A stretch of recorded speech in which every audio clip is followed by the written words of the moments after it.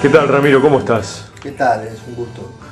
Vamos a comenzar la nota, preguntándote un poco cómo se hace para comenzar a escribir una nueva obra, sobre todo cuando ya se tiene una larga trayectoria como la que tenés vos.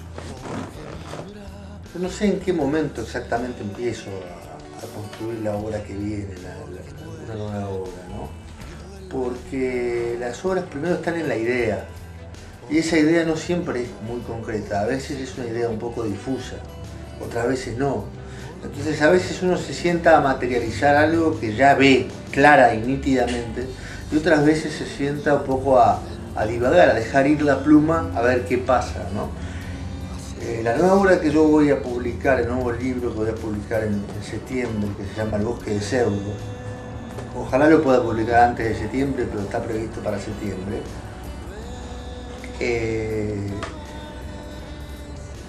Es un libro que fue la consecuencia de que yo dejara fluir la pluma por un lado, y por otro lado en otros momentos una pluma muy dirigida, como que tiene una combinación de las dos cosas que te estoy diciendo. ¿Cuál es la fórmula para no reiterarse o no repetirse en cada libro, más allá de que ya se tiene un estilo de escritura adquirido? Es muy difícil no repetirse, ¿no? O sea, yo creo que todos los escritores casi que tenemos el deber de repetirnos un poco.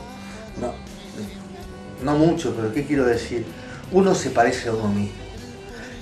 No sería bueno que esta cámara me enfocara varias veces y no fuera reconocible mi cara. Lo mismo pasa con las obras literarias, ¿no?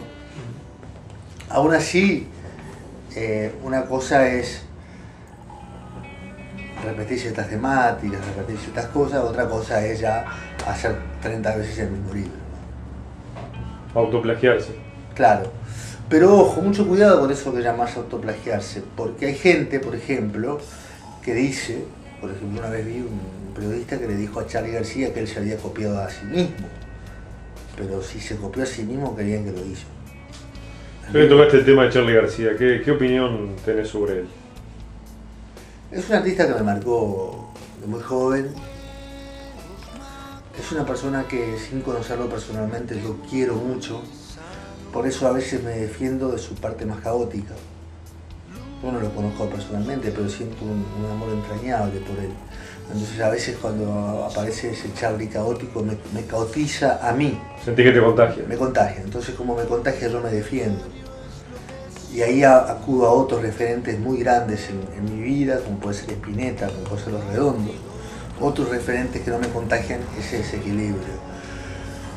Pero Charly García sin duda fue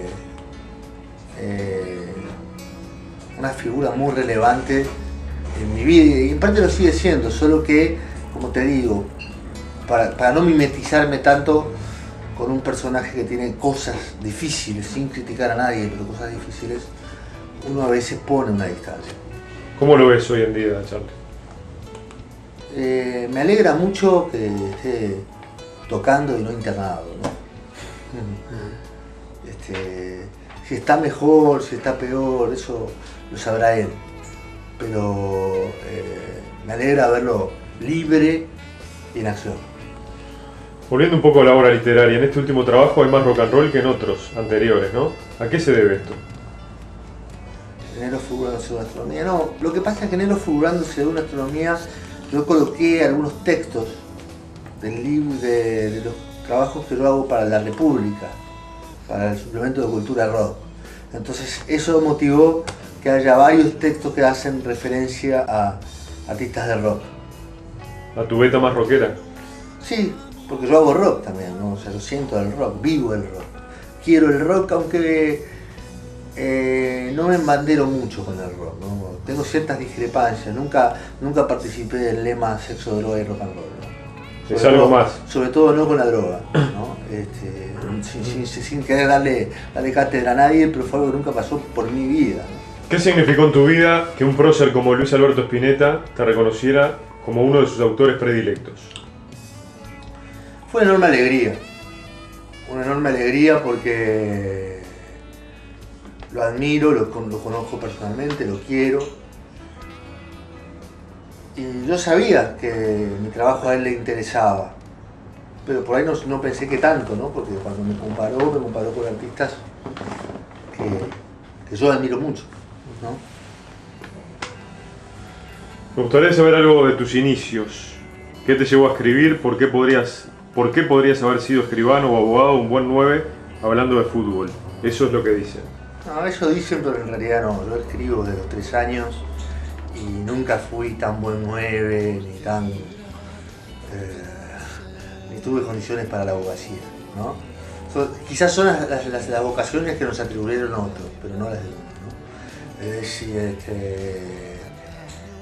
sí, yo tenía condiciones para dibujar cuando era muy chico, que luego las dejé cuando vino como la película de Pink Floyd, La máquina de picar carne, ¿no? Y mis dibujos no gustaban en el colegio y yo fui relegado en mi capacidad para dibujar. Y también me metía mucho en la música, investigaba en la música, pero siempre lo mío fue escribir. Sabemos que tus obras son aceptadas en Argentina, Brasil y España. ¿Por qué lugares te gustaría llegar con este nuevo libro? Vengo de Chile, justo ahora que pasó esto en Chile, ¿no? Pero el pueblo chileno lo amo mucho porque soy nieto de chilenos. Y los 2 lugares que más me gustaría ahora ir, sin desmerecer a otros, son Chile y Perú, porque estuve por esos 2 países y me gustó mucho lo que encontré, la calidez con que se acogió mi trabajo. Esos son los lugares a que apostás. Sí, yo apuesto en realidad a los lugares que voy encontrando en el camino. No es que esté haciendo una apuesta de marketing hacia esos lugares para nada, pero sí me gusta llegar a esos países, ¿no? Creo que la Argentina es un lugar muy interesante para llegar porque es un lugar clave. Yo estoy llegando mucho en Argentina y hay que seguir, pues es un lugar clave. Se pasa de ahí a otros países. ¿Qué expectativas tenés de este nuevo libro? Creo que es un libro más accesible que otros míos para el lector común. Yo he hecho 2 tipos de libros, ¿no? Libros que los lee cualquiera y los entiende y los disfruta sin mucho, y libros más crípticos,